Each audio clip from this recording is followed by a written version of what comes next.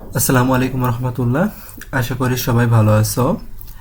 আজকে আমরা জৈব রসায়নের খুবই মজার একটা ট্রিক শিখব, সেটা হচ্ছে ওজনীকরণের উপরে।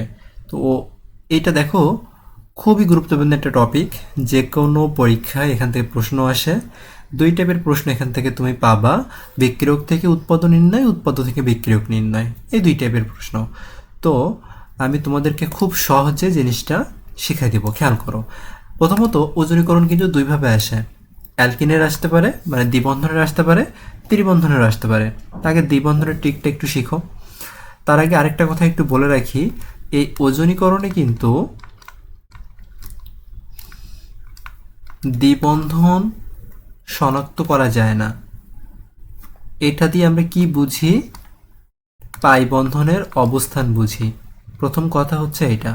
আমরা এখানে কি করি? পাই বন্ধনের অবস্থান বুঝতে পারি, এবং এই জায়গায় ওজন ব্যবহার করি আমরা, সাথে কার্বন টেট্রাক্লোরাইড ব্যবহার করা হয়, জিঙ্ক অ্যান্ড ওয়াটার ব্যবহার করা হয়। কেন জিঙ্কটা ব্যবহার করা হয়? বিক্রিয়ায় দেখবা জিঙ্ক অক্সাইড প্রস্তুত করার জন্য। এগুলো অ্যাডমিশন টেস্টে আসে, আমি সেটুকু একটু বলে দিলাম। এবার আসো, প্রথমে আমি দ্বিবন্ধন দিয়ে শুরু করি। ধরো এরকম আছে CH2 ডাবল বন্ড CH2। যদি এরকম তুমি দ্বিবন্ধন দেখো, তোমার প্রথম কাজ হচ্ছে দ্বিবন্ধনের এখান থেকে তুমি ভেঙে ফেলবা, এ পাশে একটা অক্সিজেন দিবা, এ পাশে একটা অক্সিজেন দিবা।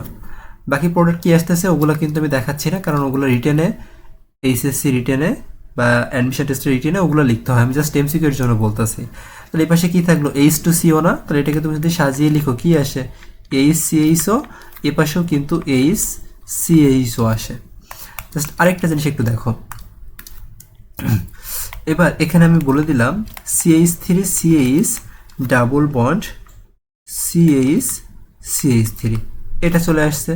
এখানেও যেহেতু দ্বিবন্ধন আছে, এখান থেকে তুমি উভয় পাশে ভাঙো, এ পাশে একটা অক্সিজেন দাও, এ পাশে একটা অক্সিজেন দাও। তাহলে এবার তুমি প্রোডাক্ট কি পাচ্ছ? CH3CHO প্লাস CH3CHO পাচ্ছ, তাই না? আচ্ছা, এরপরে আরেকটা জিনিস একটু খেয়াল করো।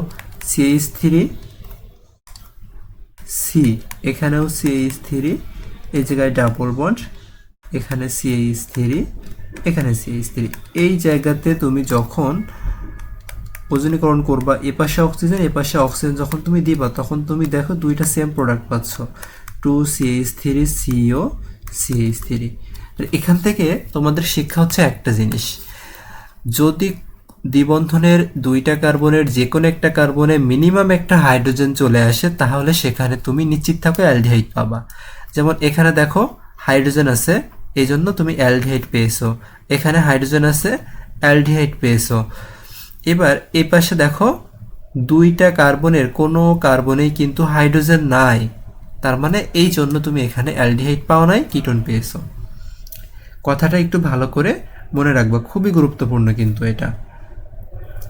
তাহলে দ্বিবন্ধনের ওজনীকরণ আশা করি ক্লিয়ার, এটা নিয়ে কোনো সমস্যা হবে না।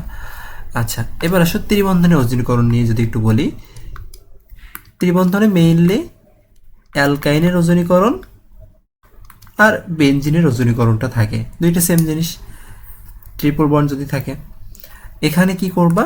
একটু আগে আমরা শিখছিলাম না, দুইটা বন্ধন ভাঙবো। দুইটা বন্ধন ভাঙলে এপাশে একটা অক্সিজেন দেওয়ার কথা ছিল, এপাশে একটা অক্সিজেন দেওয়ার কথা ছিল। এখানে ঠিক সেম কাজটাই করব, কিন্তু এই সেম কাজটা করার জন্য দেখো এপাশে আসতেছে CHO, এপাশেও আসতেছে CHO, কিন্তু দেখো তো এই কার্বন আর এই কার্বনের মধ্যে কিন্তু একটা বন্ধন ছিল, সেই বন্ধনটা এখানে দিয়ে দিলাম। এইটার নাম হচ্ছে গ্লাইঅক্সাল। এটার নাম কি? গ্লাইঅক্সাল। তাহলে যদি বলা হয় ইথাইনের ওজনীকরণে কি পাবো আমরা? গ্লাইঅক্সাল পাবো। সেমভাবে তুমি যদি বেনজিনের ওজনীকরণ করো, বেনজিন এখানে কয়টা পাই বন্ধন আছে? তিনটা পাই বন্ধন আছে। এখানে তুমি তিনটা গ্লাইঅক্সাল পাবা। এখানে তুমি কি পাবা? তিনটা গ্লাইঅক্সাল পাবো। তাহলে আমরা কিন্তু এখান থেকে শিখে ফেলছি যে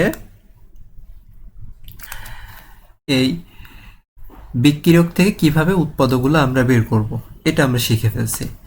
দেন যেটা আমাদের প্রয়োজন, জাস্ট একটা জিনিস একটু খেয়াল করো, উৎপাদ থেকে কিভাবে বিক্রিয়ক নির্ণয় করবা। মানে উৎপাদ বলতে, যেমন ধরো এখানে তোমার দিয়ে দিছে প্রোডাক্টটা হচ্ছে একটা হচ্ছে HCHO প্লাস এখানে তোমার দিয়ে দিছে CH3 COCH3। এই দুইটা বিক্রিয়া করে উৎপন্ন হয়েছে না, এখানে বিক্রিয়ক কি ছিল? তোমার কাজ কি হবে জানো?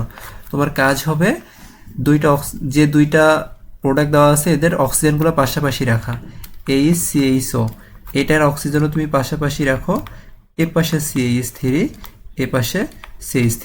এর পরের কাজ হবে এই দুইটা অক্সিজেন এখান থেকে তুমি বের করে দিবা, মাঝখানে দ্বিবন্ধন দিয়ে দিবা। এই হচ্ছে তোমার কাজ শেষ।